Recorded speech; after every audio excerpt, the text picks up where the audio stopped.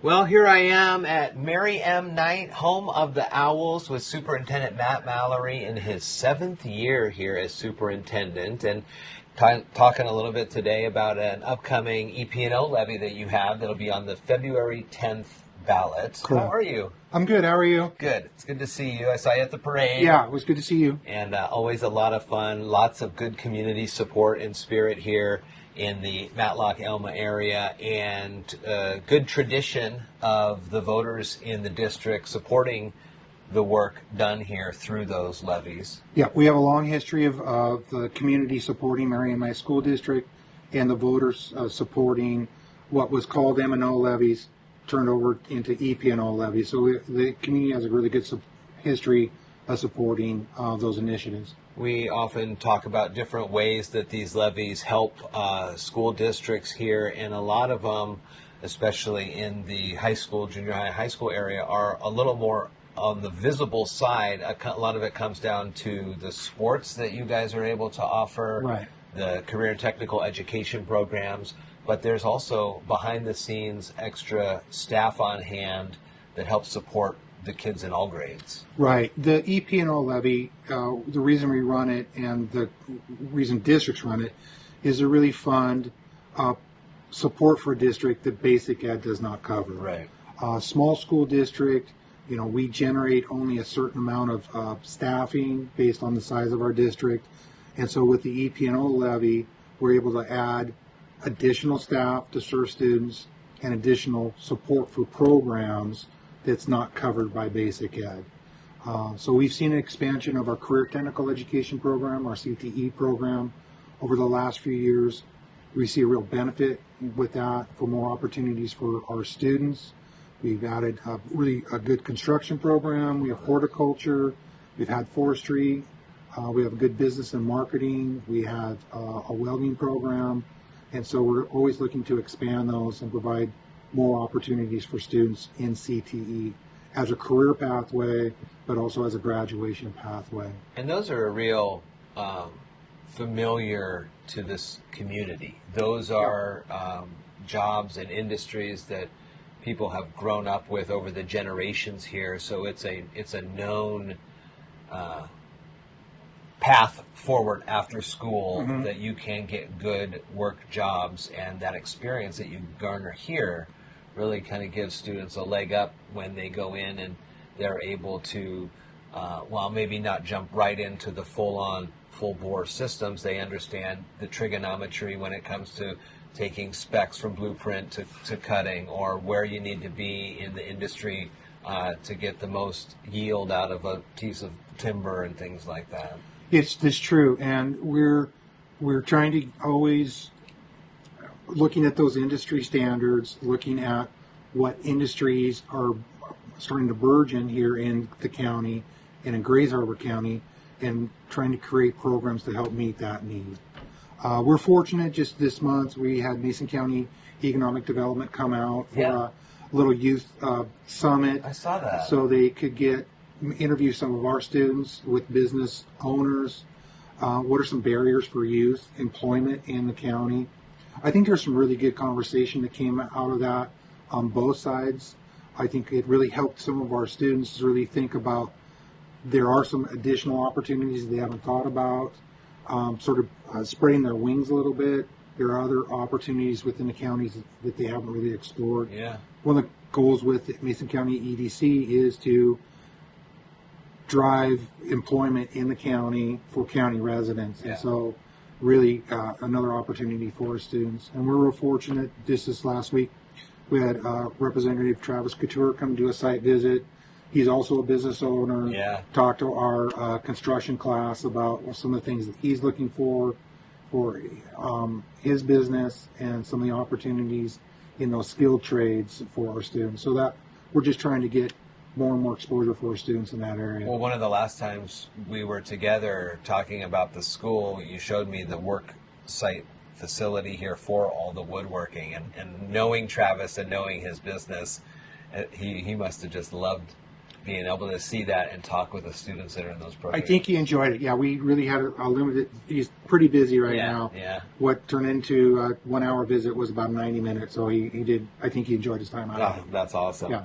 Additionally, some sporting activities for students with different outlets there. Flag football is really taking off across the country, really, and it's a good outlet if you're not into the traditional football sense. It's a co-ed excitement as well. So this is one of the things you've been doing? Right. So our EP&O Levy really supports all of our athletics and after-school activities. And over the last couple of years, we've expanded opportunities for students. One of them was flag football. I think we had our third season of it this year. That's a great opportunity for our middle school and our upper elementary students to get involved in that. It is co-ed, so kids that wouldn't necessarily go into volleyball have an opportunity to go with that. Oh, yeah. But also, it's the upper elementary don't have an opportunity for what is traditional tackle football. Right. So it's a help. It helps them get exposure to that, and it's a great feeder into our middle school and high school programs. So we've expanded that. So we're picking up numbers of kids to participate in our football program, which is good. The other things we've expanded the last couple of years, we reinstated our baseball program. That's in middle school and high school, so we have two there. Nice. That's a co-ed program as well. And so we have a pretty busy spring with baseball, track, which has been a pretty solid program at Merriam Knight. Yeah. We brought back, instituted golf a few years ago. We've had some success with kids going on to the state tournament in golf at the B level. And then this year we are piloting high school wrestling. So we continue to offer opportunities. The other thing is that we are growing. When I first started here, almost 7 years ago, 2019, we had about 148 kids, pre-K through 12. We're about 190 now, so Wow. we are slowly growing. Where are those kids? Are the families moving into the area? We have a few families moving in, few are coming back to relocate, and so we are seeing some growth out here. It's slow, it's steady, and it's a good problem for us to have. The school board sits around and kind of maths out these rates for the EP&O levies. So when they are put to the voters here on the 10th, on election day, February 10th, they know that they've put the hard work in to understand not only the community, but what those dollars can go to. What is the rate that you are asking for this replacement? So our board is very sensitive to the economic climate right now in the state of Washington, in Mason County, and are very concerned and sensitive to the burden of local taxpayers. And so we spent quite a bit of time.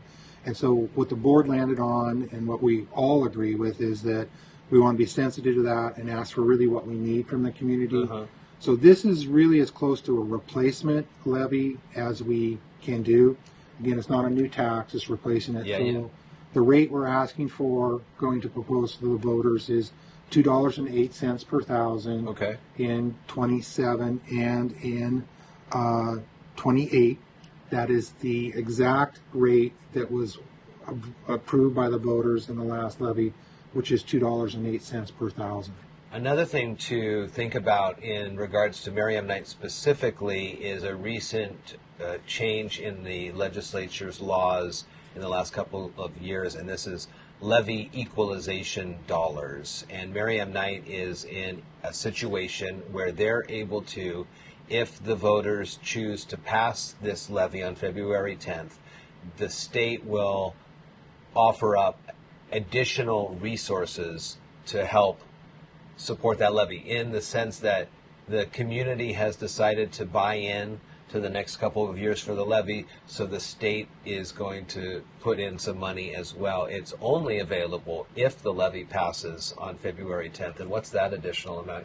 It's kind of hard to kind of get a full number, but what do you hear? It's about a $500,000 additional funds. Okay. So Merriam Knight is one of the school districts. There's about 100 that qualify for what they call local effort assistance. That's what it is. And that is really, the legislature recognizes that these smaller communities, particularly ones that don't have any commercial tax base, Yep. industry, high property values.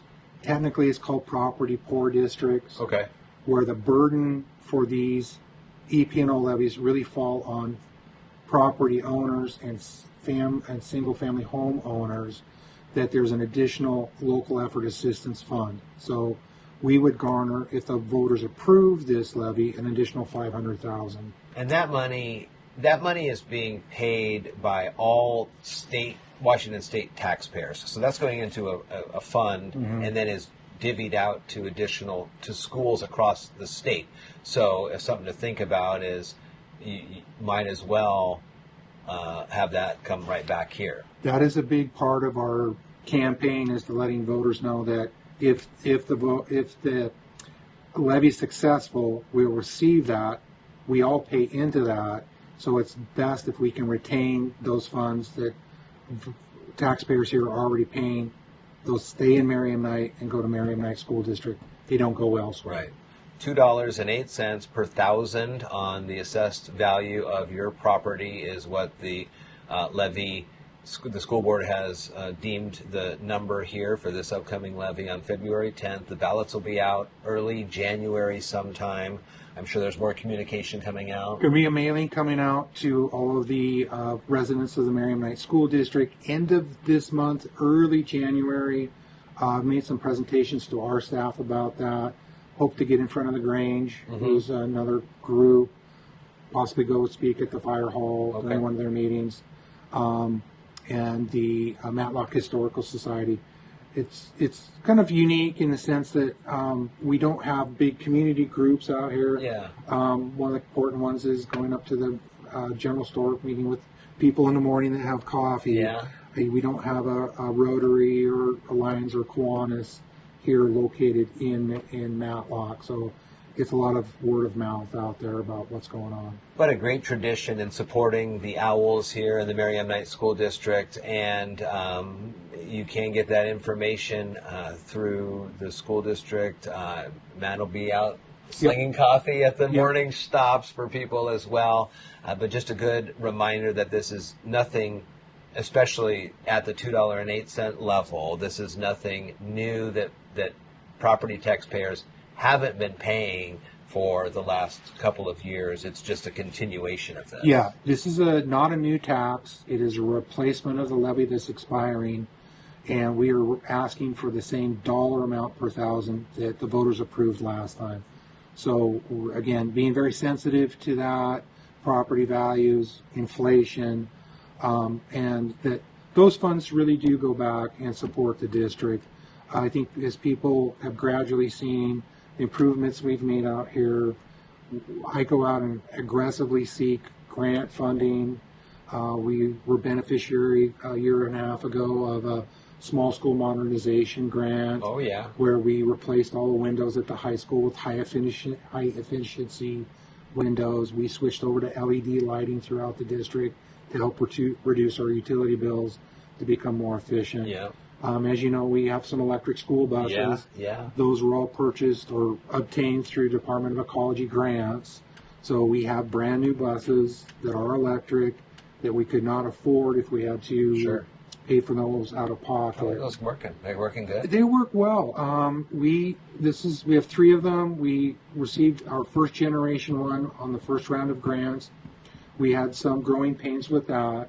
But right now, they serve us well for our AM and PM route. A lot of people ask, well, are you worried about them running out of electricity? And we have it structured. The range on those buses is about 100 miles with about a 20% reserve. So 120 miles is really the maximum. Our morning route is about 70 miles. We charge midday, run them in the afternoon. We still have been able to purchase diesel buses for our field trips or sports trips, but they're a real benefit. They're very quiet. They are efficient in the ways that our diesel fuel usage has gone down. With that, they don't require the same maintenance that a diesel engine does with regular oil changes and filter changes because of that. The other part of it is that we were able through that grant improve our infrastructure. So for our charging, which really is the big hurdle in that whole process. So working with the PUD, we were able to add 3-phase power over at the transportation to handle those level 2 chargers. And so again, that was a really great benefit of the Department of Ecology grant, where we didn't have to expend very much money for that. And we got a capability to expand in the future if we need to. So Matt's here. He's been here, like you said, almost 7 years doing the hard work. 7 years. Amazing to hear about that number of growth in the student population. Yeah. That is really cool. So they're doing what they can with what they can, and it's your opportunity now on February 10th, when the election happens, is to show your continued support. And you can always get more information and get the facts and take those and share them with your friends and family in the Marion Knight School District, and hope for another great half of the school year coming up after the break. Yeah, Jeff, I appreciate you coming out. I always love it when you're out here. I love it. I love it out here. Thank you so much. Thank you.